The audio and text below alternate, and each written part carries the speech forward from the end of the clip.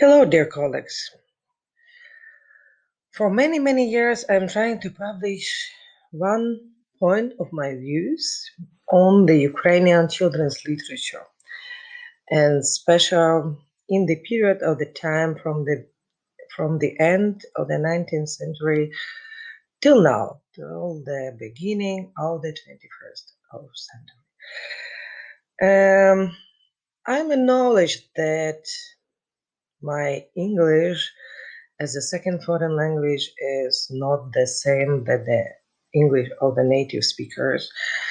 And it is very hard for me to organize the how to tell all the organizational things combined with the rules of publishing in abroad in any scopus of web or science or something like that. It is really hard for me to read that levels of your all requirements. But I'm tired of trying to publish it.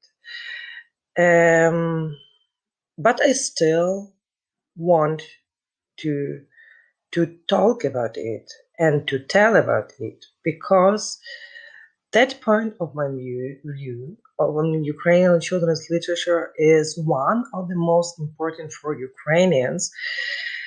And even if it is not so very suitable to the world, all organizations, all the children's investigation sources and so on, still for me and for our people, it is a part of the history of the Ukrainian children's literature that is also the part of the world literature. So that's why now I decided just to voice it, and to leave it calm. Yes. So I hope that one day maybe it could be published too, but it is not so very important for me anymore in that case of that video recorder. So now we go to our presentation of the development of children's literature in Ukraine in the end of the 19th and till the beginning of the 21st centuries.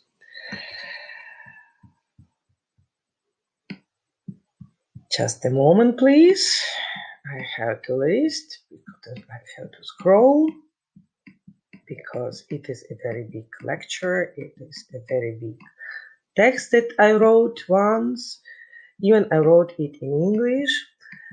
It means that I don't have the Ukrainian variation of it. So the aim of my survey of the Ukrainian Ukrainian literature for children and youth is to show the developmental processes in it within the historical, colonial, and post-colonial context, to explicate the difference of literature paradigms under historical circumstances, for instance, Soviet ideology, to compare trends in depicting a child and childhood in Ukrainian and Western European literature for children and youth of the same period, as well as to emphasize the change of direction in modern literary works for children and youth in Ukraine. The Soviet era came into the history of Ukrainian children's literature at the period of long-lasting dependence on the ideology of communism. The children's literature back then played a role in forming the code of Soviet childhood. Ukrainian children's literature of the 21st centuries has been reviewed in the past by Emilia Ohar, who analyzed the sources collected by Alexander Ivanchenko. These sources include literature published by the most popular publishing companies in Ukraine. For example, every Every year, the publishing house Vesselka from Kyiv published near 240 250 books titles with a total number of copies being over 40 million. For many years, they published children's novels and stories translated from 49 languages used on the territory of the Soviet Union and from 42 other world languages. The books from Veselka were exported into 128 countries of the world and were presented during prestigious book fairs in Moscow, Frankfurt am Main, Chicago, and other similar events. The ideological trends of internationalization and breaking cultural borders in the culture and literature in the Soviet Union, including Soviet Ukraine, were somewhat similar to those in North America and the European Union after the Second World War. There was, however, the difference. While the Soviets tried to create the cult of Soviet childhood, the rest of the world was trying to create another utopian model, World Children's Republic. Emer O'Sullivan explains internationalization as the process of developing the media industry products, including literature products like stories, novels, poems, etc. That abase borders between American and European worlds. This process includes translation and adaptation for a wider international audience of the world, which focuses on people or events of a specific nation or country. In terms of children's literature reintegration, we can speak today about the two most influential groups: Western region with the exchange between English, German, French, Dutch, and Scandinavian languages, and Eastern region with the exchange between the Slavic languages, special Russian, yes, Hungarian, German, GDR exchange. Literature researcher Raisa Movchan, in one of her articles titled Literature for Children and Youth in the System of Ukrainian Literature History in 20th Century, provides the following information.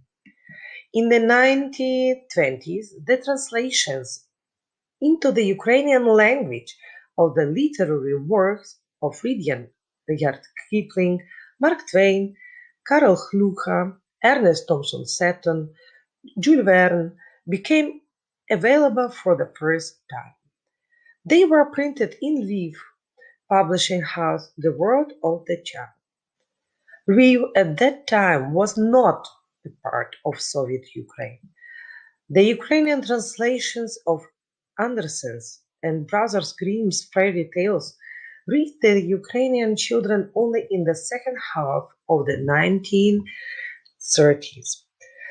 The prominent works of the world literature were more available in the Russian translations, reflecting the communist strategy of promoting the Russian language while often oppressing other languages used on the territory of the Soviet Union, especially Ukrainian.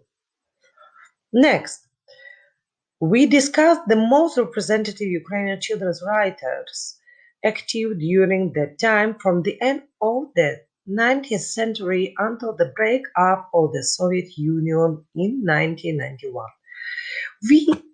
We focus on those of them who are viewed as successful writers for children and have known or minimum effect of Soviet ideology and propaganda on their work. The Ukrainian novelists Leonid Glibov, Marko Вовчок, Юрій Федькович, Іван Нечуй-Левицький, Олена Пчілка, Іван Франко, Борис Грінченко, Maria Grinchenko Zagirnia, and later also the early modernists Mikhailo Kotyubinsky, Lesia Ukrayinka, Володимир Винниченко, Олександр Олесь, Микола Вороний, Спиридон Черкасенко were the adult writers and started writing for children later in their career during the second half of the 19th century. The characteristics of the style of their writing for children include the detailed and realistic descriptions of story elements and folk pragmatism. Example literary work written using this style are stories Ялинка, Харитя, Маленький грішник by Михайло Коцюбинський, all novels by Грінченко, Маленький Горбань by Черкасенко. At the end of the 19th century and the beginning of the 20th century, the next important tendency in Ukrainian children's literature can be recognized. Authors are more inclined to breaking stereotypes, introducing new themes and characters.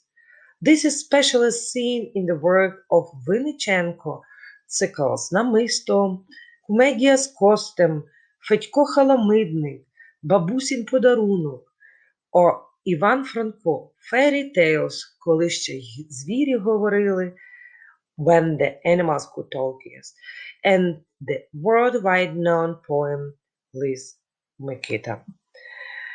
Among those writers, Ivan Franko is one of the most famous Ukrainian writers who wrote for both adults and children. He was the first one who tuned his writing with the culture and social background of young readers, even when working on the adaptation of fairy tales from all over the world, published or never published. This special tuning is evident in all his work of retelling native Ukrainian folklore stories, adaptations of Народные русские сказки by Alexander Afanasyev, Sagen und Märchen der Südslawen by Friedrich Krauss, Kinder- und Hausmärchen by the Brothers Grimm, griechische und albanische Märchen by Johann George von Hahn, Theodor Benfeyer Panchatantra, 5 Bücher indischer Fabeln, Märchen und Erzählungen, und Ludwig Fritze Panchatantra, Textbuch der Lebensklugheit in Erzählungen und Sprüchen, also in French also translations by Hans de Tassi and others. In one of his published collection of stories, he made the following comment: "For those who want to know the origin of my fairy tales, I can tell the origin or source, but every fairy tale I rewrote fundamentally, adapting it to the taste, understanding, and surroundings of our children, our readers." This approach made him international classic and canonical children's writer of Ukraine. His collection «Коли ще звірі говорили» was published in English translations in the magazine The Ukrainian Canadian in 1947-1983 and reached also an English-German young reader thanks to the Ukrainian diaspora. Having a good world reputation as a writer, being the star of Ukrainian Bohemia of these times, Ivan Franko managed to bring the Ukrainian children's literature up from the underground. And he did it through the contributions to not only the pedagogical school canon, but also to the international children's literature canon, as discussed in the work of Bettina Kümmerling-Maybauer. An example here is his excellent adaptation of Brother Grimm stories that are often perceived as more realistic and attractive for contemporary international readers. Nowadays, we also see his work is being successfully used in creating new literary products for children.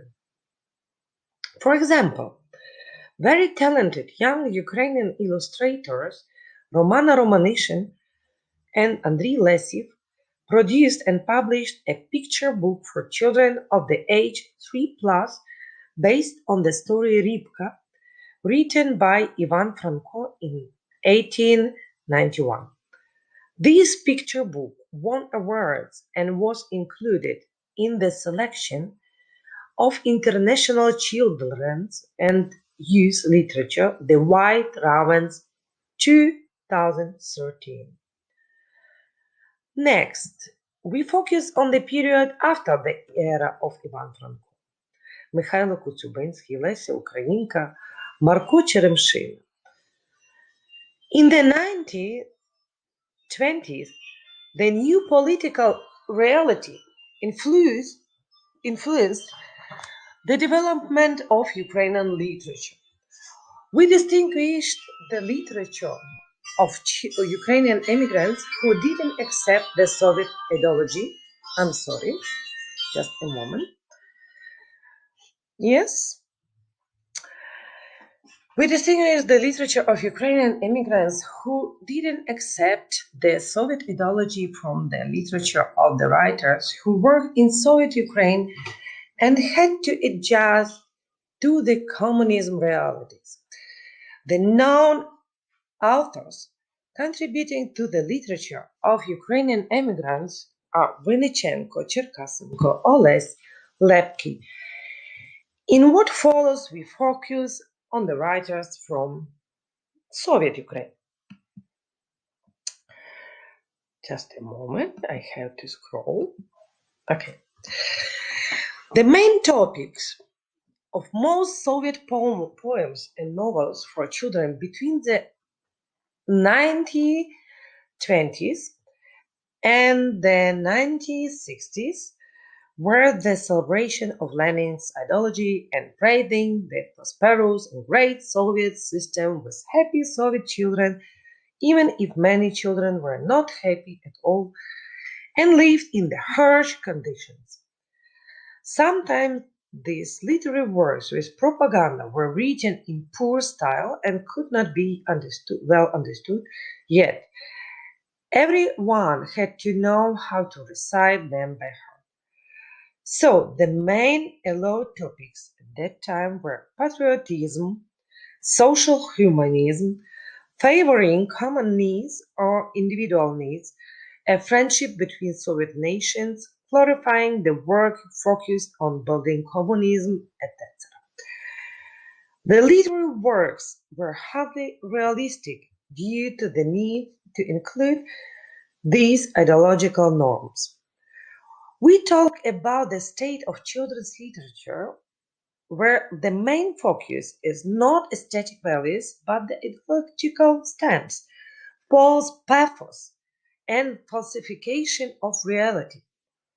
Examples here are novels by Natalia Zabila, Oksana Ivanenko, Dmytro Cherednichenko, and poetries for children written by Pavlo Tychina, Maxim Ritsky, Volodymyr Susur. Again, I have to scroll. But there was another part of Ukrainian children's literature of these times, written outside of the Soviet Ukraine. This written in XIXth work is actually recognized and accepted at the modern school canon today. In this part of Ukrainian literature, we can see the different paradigm and a rather realistic view of the Ukrainian child and the surrounding reality. For example, all child characters in Volodymyr Vinnichenko novels for children in the collection Namysto are part of dynamic plots which include adventures, social communications, psychological challenges, facing and resolving conflicts, including conflicts between generations. His novels include serious psychological analysis and description of the real Ukrainian social environment. They are good reads for both children and adults. Indeed, for the benefit of younger readers, the texts are written in suitable, clear language, often using short, laconic sentences, providing a clear description of the environment and problems children were facing these times.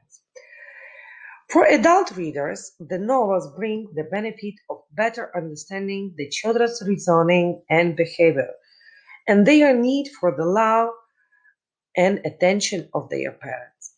This trend in Ukrainian literature is well summarized by the following words of Maria Nikolaeva, not as literature addressed to children, but as a sort of storytelling therapy for frustrated adults that had left their lovely homes, their gardens, their parents, their good friends, following away from the Soviet regime and missing the motherland during their whole life, hoping to come back one day but not have a real chance to get back.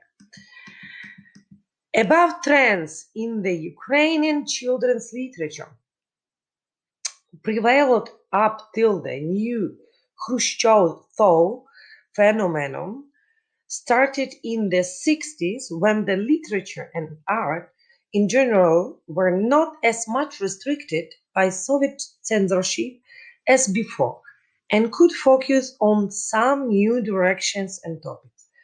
In the 1960s, the following new and very interesting writers in Ukraine started writing for children: Всеволод Нестайко, Віктор Близнець, Євген Гуцул, Василь Симоненко, Микола Вінграновський, Ліна Костенко, Дмитро Павличко, Григір Тютюнник, Валерій Шевчук, Ярослав Стельмах, and many others.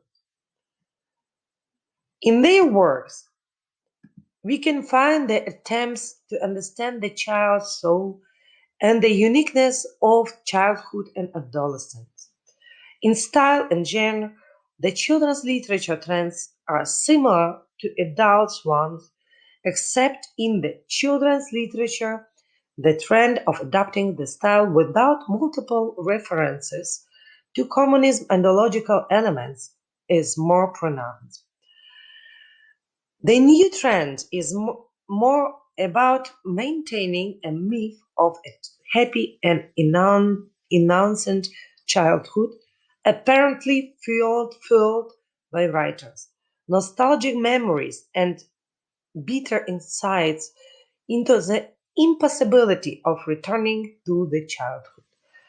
This concept of a happy childhood in Ukraine was not, in fact, reflecting the real circumstances for Soviet children living in harsh conditions of Soviet reality. Interesting that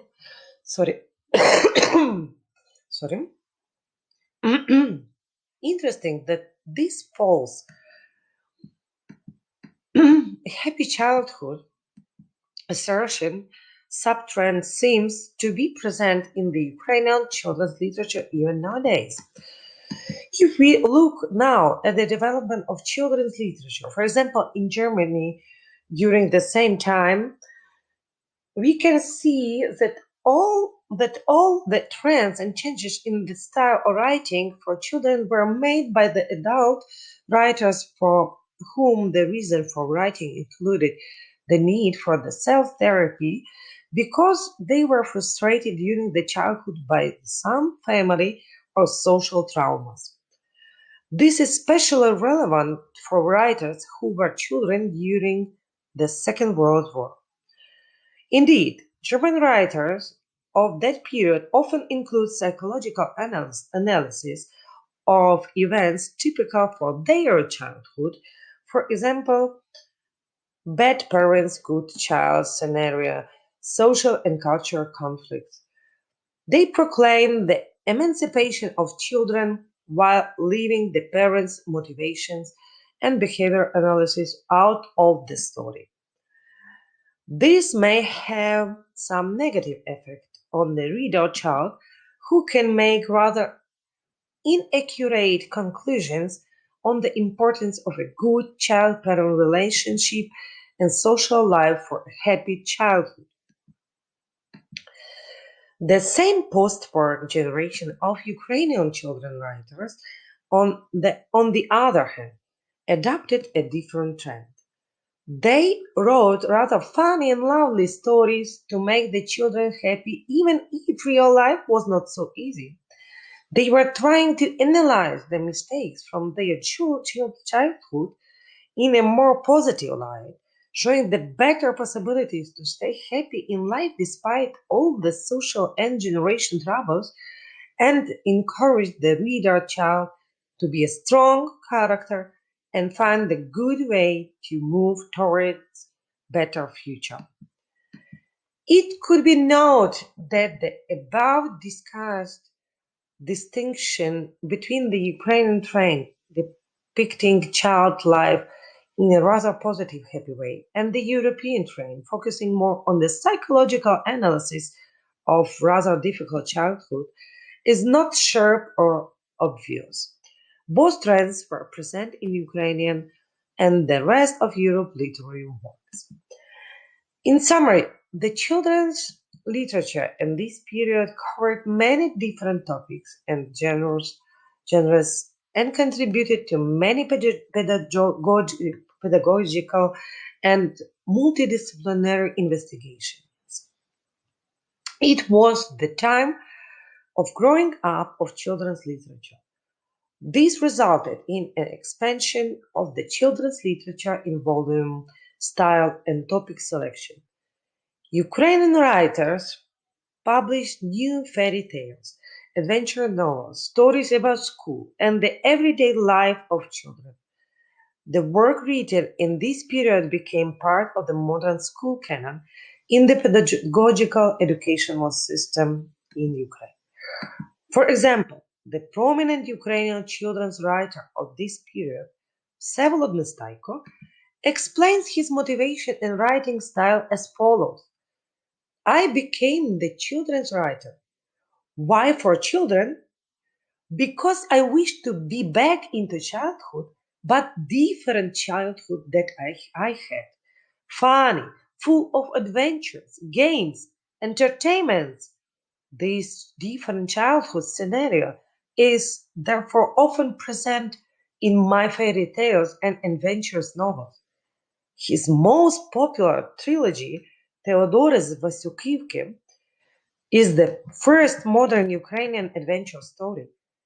It is still being read and appreciated by millions of young readers. This work is about the everyday adventures of happy children. It avoids any focus on or even a mentioning of the gray and sad aspects of real life in the Soviet system. This time of writing is characterized by, for example, Maria Nikolaeva as a symbolic depiction of a maturation process, so that it is not a strict, accurate reflection of existing reality.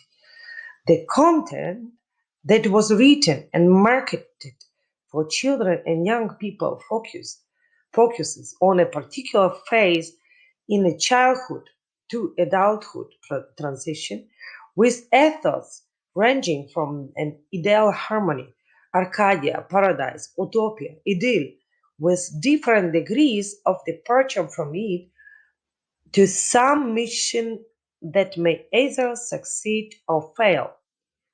Indeed, Всеволод Nestaiko succeeded in creating the primal harmony of the virtual idyll of childhood, which is something children of Ukraine actually needed and still need. Interesting that communist authorities of Ukraine blamed author for creating anti-pedagogic influence on the Soviet children. However, after the proclamation of the independence of Ukraine in 1991, he became a fully appreciated writer of classic children's literature. His trilogy has been adapted by the author to reflect new social realities of Ukrainian children in the multicultural world and was later re-edited by the Ukrainian publishing house Ababa Halamaha. The final edition of the trilogy has 461 pages and includes integrated genres like epistolary, written letters, notices, songs that reflect Ukrainian history, legends that help the reader to better understand the original mentality and religious background of characters. Prominent German literature investigator Bettina Kümmerling-Mayerbauer recognizes the following most important aspects of the contribution of Всеволод Nestaiko to the modern canon of Ukrainian children's literature: internationality, a mix of genres, and development and widening of the existing traditional canon. These are three aspects of the processed canon. The trilogy Theodore's Vasyl, written in an excellent style for children of age 10 and higher, obtained many national and international awards and prizes. Comparing the historical development of children's literature in Ukraine and Western Europe, one can recognize the limited impact on Ukrainian children's literature of the typical storytelling trends established in Western Europe at the beginning of the 19th century. This was changed after Ukrainians' independence 1991, when Ukrainian children get wider access to the translations of the works of prominent world writers for children, including the brothers Grimm, Hans Christian Andersen, Wilhelm Haus. The classic literature of the world, aiming to mediate the children's feeling for beauty and literary aesthetic, became an integral part of the Ukrainian educational system. Thanks to the increased access to the world-famous children's books from all over the world, started in the young country almost 50 years later than in Europe and America, Ukraine is now experiencing the growth of a new generation of more intelligent and capable citizens, free from communism ideology, able to integrate and positively contribute to the modern multicultural world. For such one young reader in Ukraine are writing also Galina Malik and Zirka Menzatyuk. In their works about Chernobyl, for example, Злочинці з паралельного світу, Criminals from the Parallel World, in humoristic sarcastic style by Galina Malik, or about the collapse of the Soviet Union from the perspective of a 12-year-old girl from Western Ukraine, in the novel Як я руйнувала імперію, How I Ruined the Empire.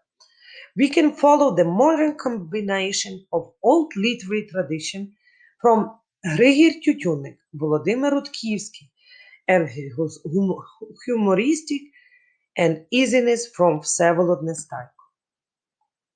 Memories of the war, disaster, but still life, gladness, and eternal human values are the main intentions. But even in the newest science fiction novels, Soulary and Powder from Dragon's Bones, written by a very young fantast for adolescents, Volodymyr Arenev, we can find how gentle and philosophically he tries to show a fear of the new world by the adults from the generation of the Second World War, and not acceptation of the disaster of the war by the children in modern Ukraine, who are playing in the war with the toy soldiers or even recognizing the new one.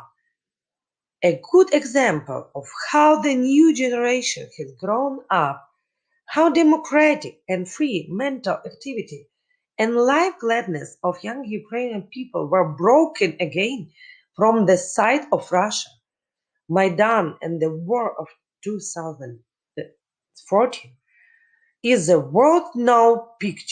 known picture book, The War That Changed Rondo, made by Ukrainian illustrators Romana Romanation and Andriy Lesin. Agravka Studio. The town called Rondo was unique. The air was clear and transparent as if woven from the thinnest light. All of its unusual and gentle residents grew flowers, nourished gardens and parks, built peculiar houses, spoke to birds and plants, loved to sing, draw, and write poetry. They all enjoyed living in Rondo. Still, the three friends, Danko, Zirka, and Fabian, loved the town the most. Everyone in Rondo knew them. Rondo was famous for its wonderful flowers. The pride and beauty of the town was a large greenhouse located on the central square.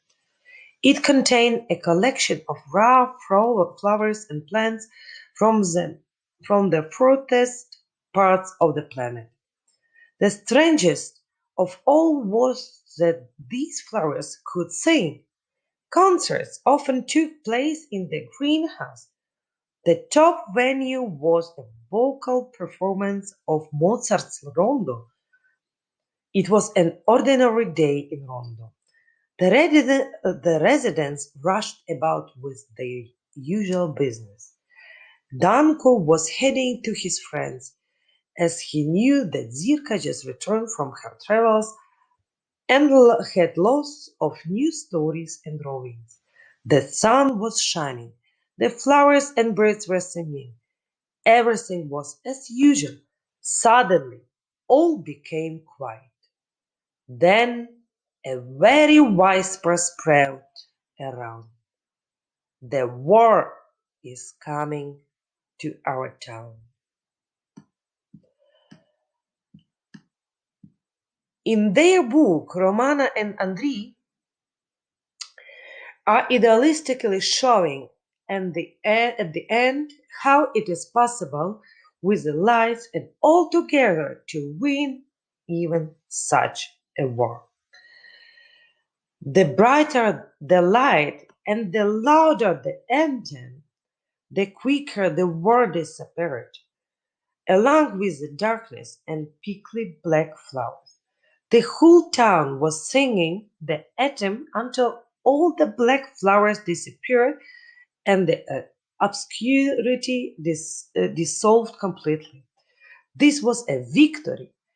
The residents of Rondo slowly rebuilt the town and reconstructed the greenhouse where new flowers grew, and now sing the anthem every morning just as before. Unfortunately, it is impossible to renew everything. The transparent body of Danko still has a web of cracks near his heart. The edges of Zirka's rings remained burned, and Fabian is limping on the picked leg. The residents of the town changed.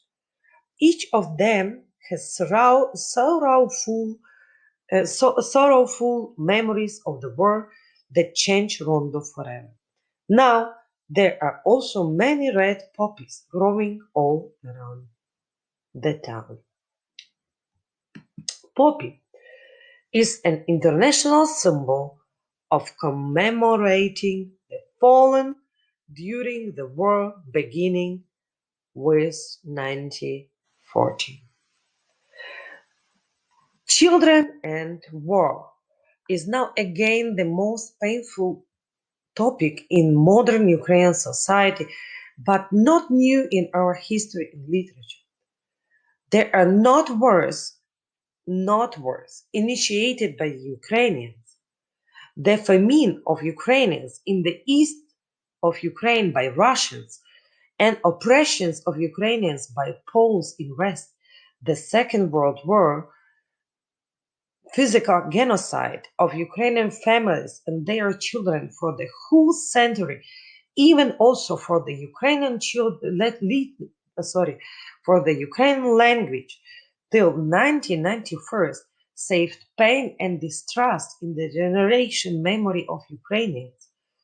The war caused again by insatiable Russia, orphans, strangers, death, fear, and untruth are the real feelings of the Ukrainians again and are becoming the new themes in the modern Ukrainian literature for children and youth.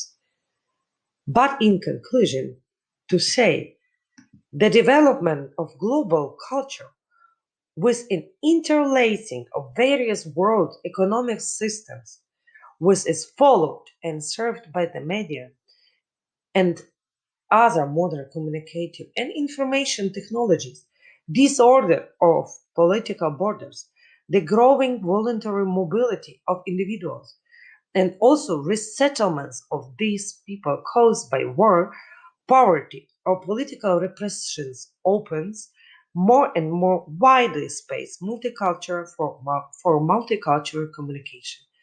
It also provides a variety of subjects, the conflicts, and brings to the origin of new culture identities in each separate nation, which interlacing realizes a modern international canon of children's literature based on the child-centric concept.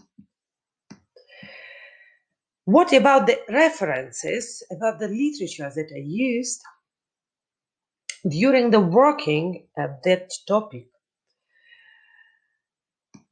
I worked with my articles, with my publications, with the Franco's novels, with Bettina Kümerling-Maybauer works, Tetiana Kachak, Kostyuchenko, Kizilova, Movchan, novels from Nestaiko, Maria Nikolaeva, Emmer O'Sullivan, Emilia Ogar, Галина Sabat, Марина Варданян, Воробець, Винниченко, and many others references. Okay, so dear friends, it was a long lecture from me, from my side. I am not able to repeat it again. It is a little bit too hard for me. I do understand that that maybe that article, that publishing is impossible because of your old tolerance and because you feel something like I am the Ukrainian nationalist. And it is a part of the Ukrainian history. But it is not the bad nationalism in the meaning that you are used to think about it. It is a good and healthy nationalism, multicultural nationalism, we could tell so in such a way. It means that I really have respect to every culture, I have respect to every nation, but I please and I beg to respect the Ukrainian nation and Ukrainian language and the Ukrainian children's literature and our colleagues that actually are Ukrainian speakers, and they are trying to publish some their ideas or articles in all world magazines in English. And for us to organize the work with the English native speaker is really very hard. It's almost impossible even to find the money to pay for such things, to make the people help us with all your English requirements for publishing. Okay, so thank you very much for the attention. I suppose I finished with my lecture for this time. See you later, and be happy and be healthy. Everything will be okay and alright. My name is Uliana Baran. I am the president of the Ukrainian Research Center of Children's and Youth Literature. See you.